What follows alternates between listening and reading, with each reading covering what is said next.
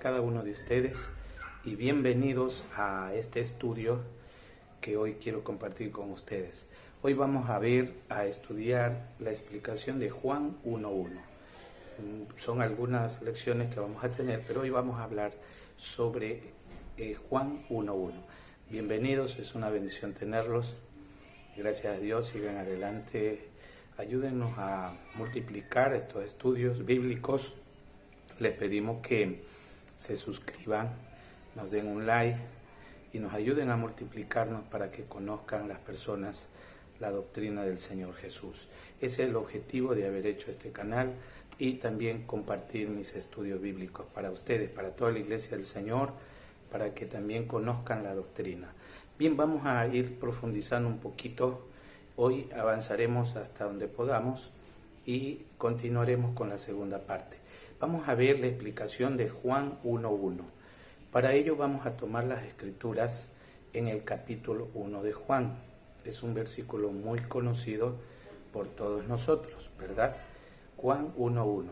En el principio era el Verbo, y el Verbo era con Dios, y el Verbo era Dios, ¿verdad? Entonces partamos desde ahí para hacer nuestro estudio. Vamos a orar al Señor para que Él nos dirija, que todo sea bajo su dirección poderosa. Señor de la gloria, te damos gracias, Padre. Gracias, Señor Jesús, porque nos permites hoy llevar este estudio y compartir con mis hermanos. Que sea de bendición, Señor. Revélanos tu palabra. Mi único objetivo es dar a conocer tu verdad, Señor. En el nombre de Jesús. Amén. Gloria a Dios. Muy bien, vamos a comenzar y hagamos una pequeña introducción del libro de Juan para saber más o menos en dónde estamos ubicados. Juan capítulo 21, el verso 20 al 24, describe al autor como el discípulo a quien amaba Jesús, y por razones tanto históricas como internas, se entiende claramente que es Juan el apóstol, uno de los hijos de Zebedeo, según Lucas 5.10. Nos hace ver que él era el escritor, ¿verdad? ¿Qué más tenemos? La fecha de la escritura de Juan. Hay que comenzar por aquí para tener claro lo que vamos a ver. Del descubrimiento de ciertos fragmentos de papiros fechados alrededor del 135 después de Cristo, se deduce que el libro tuvo que haber sido escrito, ¿sí? Copiado y haber circulado antes de esta fecha. Mientras que algunos piensan que fue escrito antes de la traducción de Jerusalén de la Septuaginta del siglo 70 después de Cristo. Y es más aceptada la fecha entre el 85 al 90 después de Cristo. Usted lo puede encontrar en algunas informaciones, ¿verdad? Más o menos son las fechas manejables, ¿no?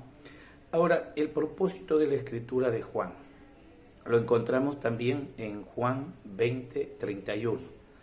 Ahí cita el propósito de la siguiente manera: pero estas se han escrito para que creáis que Jesús es el Hijo de Dios, y para que creyendo tengáis vida en su nombre.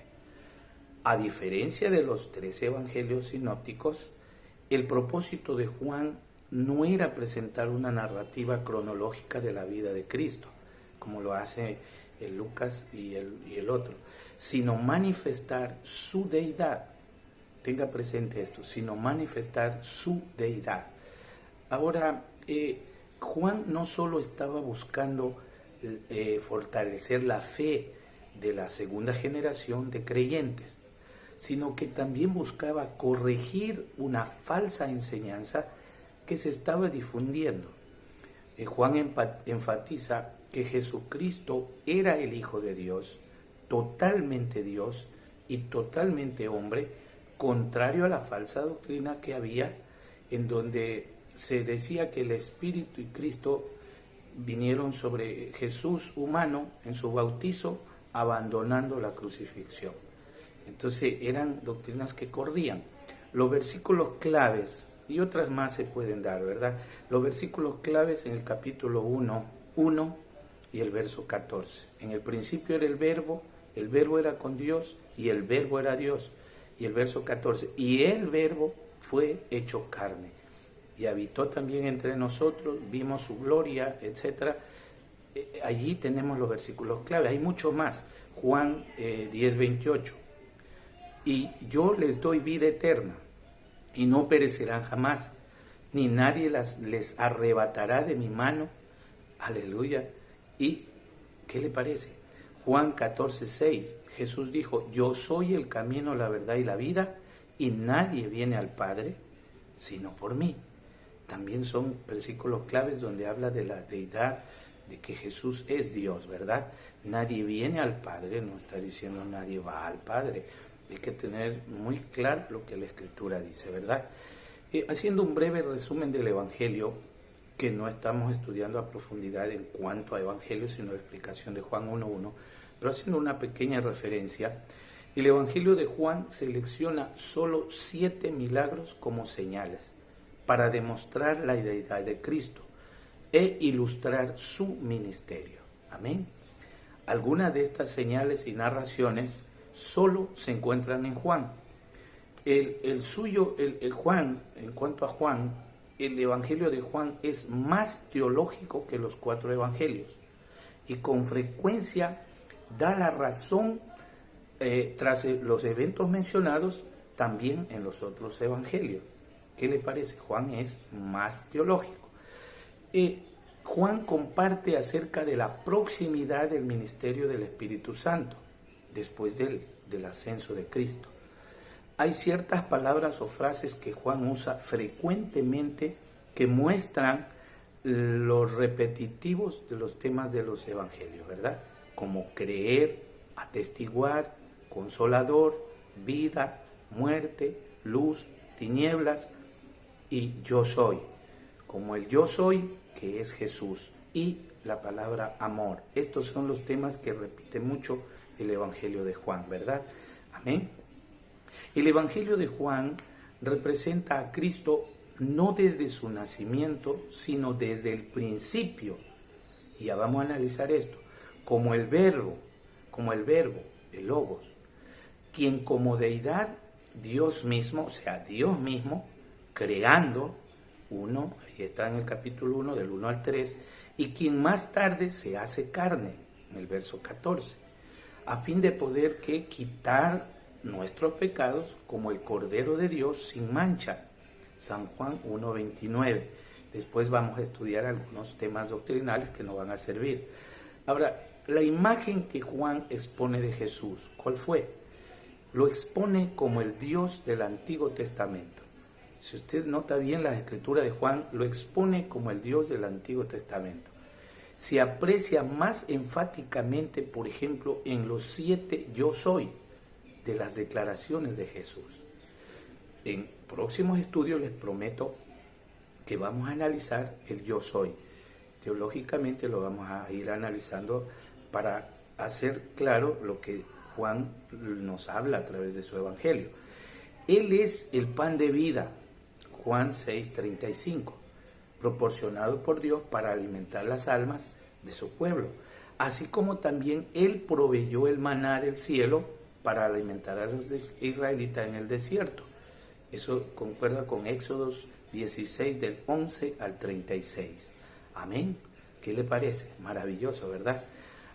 2 de las declaraciones del yo soy se refieren a Jesús como el buen pastor y la puerta de las ovejas. Aquí vemos claras referencias de Jesús como el Dios del Antiguo Testamento, el pastor de Israel. Salmo 23:1 y el Salmo 81. Jeremías 31:10, Ezequiel 34:23. Lo presenta también como la única puerta dentro del redil y el único camino para la salvación. ¿Qué le parece? Interesante, ¿verdad? Bendito el Señor. Con este breve panorama de lo que Juan nos muestra, yo quiero empezar para analizar el versículo 1, que es lo que nos interesa mucho a los apostólicos, a los que creemos que Jesús es Dios. El tema central del capítulo 1 es indudablemente el Logos, ¿verdad? Y dice así: en el principio era el Verbo. En las Sagradas Escrituras notamos que hay 3 principios que menciona la Biblia, con 2 de los cuales estamos muy familiarizados. Vamos a ir viendo cuáles son estos 3 principios que la Biblia menciona. El primero que todos estamos familiarizados con es el principio. Se encuentra el primero en el capítulo 1 de Génesis, versículo 1, cuando dice: en el principio creó Dios los cielos y la tierra. Analicemos ese primer principio. Esto nos va a servir para hacer la diferencia de Juan 1.1. Génesis 1.1 aparece el verbo allí, ese verbo conocido como Bereshit, ese verbo hebreo Bereshit, en el principio. Además, este verbo hebreo hace notar que el principio del universo tiene un inicio conocido o se desarrolla en una esfera, la esfera terrenal.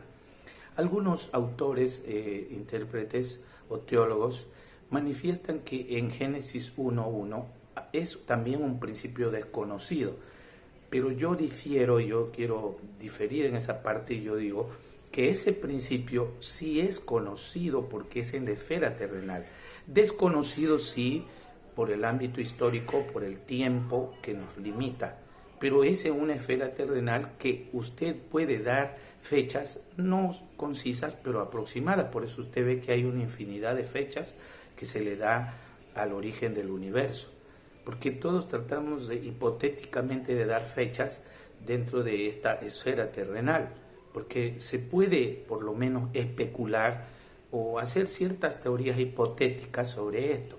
Es decir, se pueden dar fechas aproximadas, aunque no son exactas, ¿verdad? Ahora, en Génesis 1.1, entonces, según la Reina Valera que hemos leído, dice: en el principio, que es el verbo Bereshit, que va acompañado del verbo crear, creó. En el principio creó es en hebreo bará, y bará es crear, hacer. Este verbo tiene un significado teológico profundo, puesto que su único sujeto allí creando es Dios.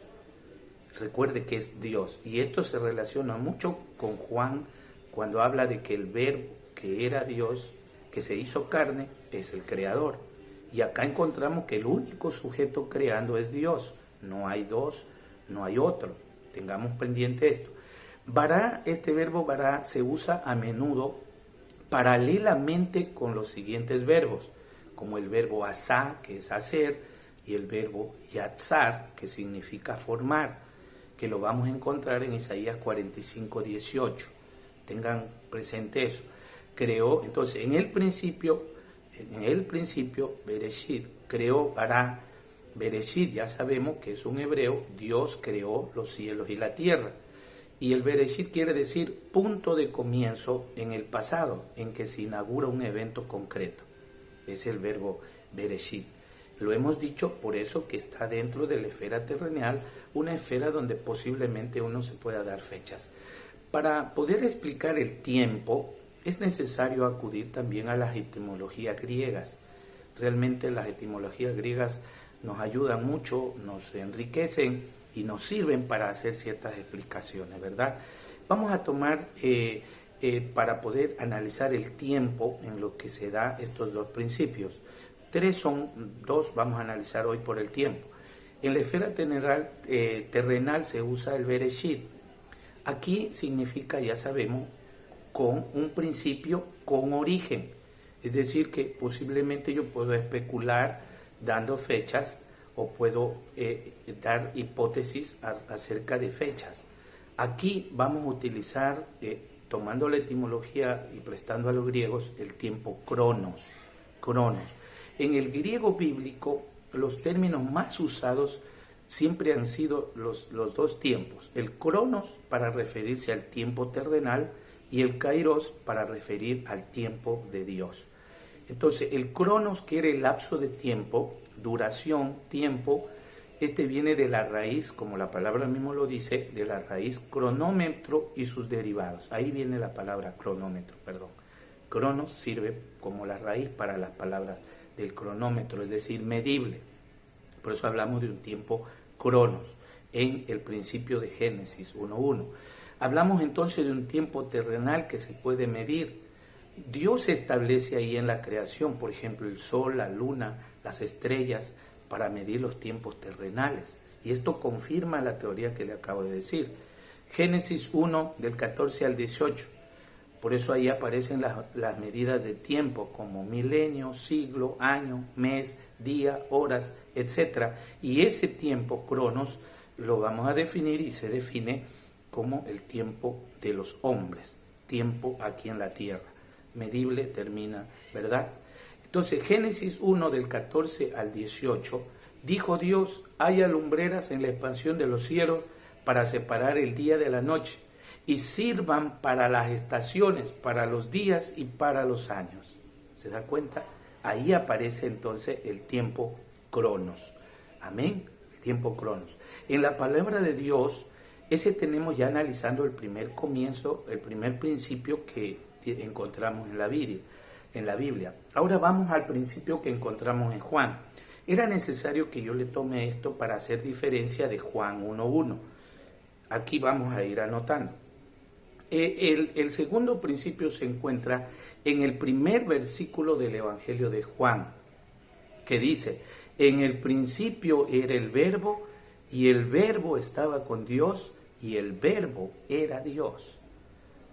Note este principio. En el principio, vamos a ir desmenuzando con cuidado este versículo del capítulo 1.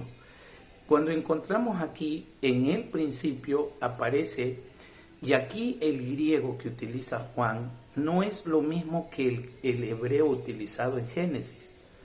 Ya sabemos que los evangelios fueron escritos en griego. Y aquí el principio que Juan utiliza es en el principio, y él utiliza el griego archei o archei, como usted lo quiera mencionar. Archei o archei. Aquí encontramos en el principio. Este es el verbo que se utiliza él. Ya le voy a hacer la diferencia del hebreo. Y luego dice seguido del tiempo del verbo era. Y cuando habla del verbo era, usted lo encuentra en tiempo imperfecto. Era, tiempo imperfecto. Entonces el verbo era está en tiempo imperfecto, conjugando perfectamente con el principio que viene a ser el griego archei o archie, para hacernos notar entonces una cosa muy clara. Yo creo que todos los que interpretan la Biblia concordarán con esto, indudablemente que sí, que aquí entonces se está hablando Juan de un tiempo que no es conocido, que aquí existe un tiempo sin principio, que es diferente al tiempo que utiliza Génesis, que sí tiene un principio. Acá hay un tiempo que no tiene un principio, porque dice: en el principio era, tiempo imperfecto, era, y el verbo era con Dios, y el verbo era Dios. Está hablando del verbo. Ya sabemos que el verbo quiere decir la palabra, logos, palabra. La palabra era con Dios y el verbo era Dios, y esa misma palabra era Dios mismo. Juan 1:1. Entonces aquí cuando habla de este tipo de principio, automáticamente vamos a pensar que es una esfera diferente a la esfera terrenal. Entonces vamos a mencionar así: allí estamos hablando de una esfera celestial en el cielo, y el principio de Génesis es terrenal aquí en la tierra. Entonces aquí, ¿qué tiempo se está utilizando? El tiempo kairos de Dios, ¿sí?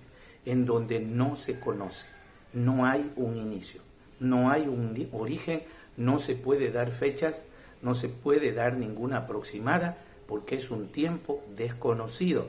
Entonces algunos autores ponen un principio sin principio, porque no podemos decir cuándo comenzó Dios, porque Dios es el principio y el fin. Entonces es imposible decir que ahí hay. Además, en el reino celestial no existe el tiempo como existe en la tierra, no es medible. Dios es la eternidad, Él habita en la eternidad. Tengamos presente eso, lo vamos a ir ampliando. Entonces, expliquemos un poquito. El kairos, en el griego antiguo, kairos, es un concepto que la filosofía griega representa como un lazo indeterminado en algo importante que sucede. Su significado literal es momento adecuado u oportuno, y en la teología cristiana se asocia siempre con el tiempo de Dios, porque es un tiempo desconocido, no conocido por el hombre, es un tiempo perfecto y es el tiempo de Dios, es en el tiempo de Él. Es interesante resaltar también cuando el salmista se refiere a sus tiempos y se refiere también a la vida. Dice, Dios es el Señor y dueño de todo. Él tiene el señorío sobre los tiempos. Y palabra tiempos, aquí se utiliza el hebreo et, que se traduce como periodo, tiempo determinado, propicio o apropiado. Indudablemente Dios habita en la eternidad y Él es el que controla el tiempo. Por eso siempre decimos, el mañana no es nuestro. Por eso el Señor dijo, no dejes para mañana lo que puedes hacer hoy. Si oyes hoy mi voz, hoy es el día, no mañana, porque el tiempo no nos pertenece. El tiempo le pertenece a ese Dios soberano. Gloria a Dios. En otras palabras, esto fue un principio que ni siquiera tuvo un principio, porque no hubo un principio. Porque no hay un principio. Ante Dios es el principio, Él es todo. Él es eterno. La frase en el principio era el verbo, significa que usted puede retroceder el pasado tan lejos como desee, como lo desee, marcar una señal en cualquier parte de esa línea temporal y Dios, Jesús, siempre será la eternidad para encontrarse siempre con nosotros, porque Él es eterno, Él es la eternidad. Gloria a Dios. Estimado oyente que me estás escuchando y de pronto vas a seguir esta enseñanza, esta realidad es mucho más grande de lo que nuestra mente limitada puede llegar a asimilar. Esto es grande, esto es maravilloso. No podemos entender la inmensidad de este hecho hasta que lleguemos a entender por el Espíritu, por la revelación de Dios, los misterios maravillosos de Dios. Y este hecho maravilloso también se va mostrando también cuando Juan 1:14 dice, y el verbo fue hecho carne. Y ahí el griego que se utiliza es sarx, que lo vamos a analizar en la segunda parte. ¿A qué se refiere esto? Estas palabras nos hacen retroceder a Belén, donde Jesús nació. Y esa fecha ya entra en nuestro nivel de comprensión, porque es un lugar que sí podemos conocer. Pero cuando nos vamos arriba decimos, ¿quién conoce la mente del Señor? Él es el Dios Todopoderoso. ¿Qué te parece? Maravilloso, ¿verdad? Para la próxima lección vamos a continuar con la segunda parte. Hasta ahí, entonces, haciendo un breve resumen, entendemos entonces que el principio de Génesis frente al principio de Juan son dos principios con tiempos diferentes. Acuérdate mucho. En el principio de Juan encontramos a Dios en su eternidad, en la esfera celestial, donde nadie puede limitar ni poner fechas. Ahí es donde está el Señor y ahí se refiere a Juan. Y luego analizaremos que ese Dios maravilloso que Juan declara que es el verbo, que es la palabra, y que la palabra es Dios mismo, creando todas las cosas, ahora se iba a hacer carne. Lo vamos a analizar la próxima clase. Dios les bendiga, les animo a seguir adelante. Suscríbanse a mi canal de YouTube. Usted puede buscarme como José Crespo y que Dios les bendiga. Para mí será una bendición. Ayúdenos a difundir la doctrina del Señor Jesús. Dios les bendiga. Para una próxima vez también les invito a seguir mi página La Evidencia del Amor, donde hay muchas reflexiones del día. Dios les bendiga, Dios les guarde. Ha sido una bendición poder contar con su presencia.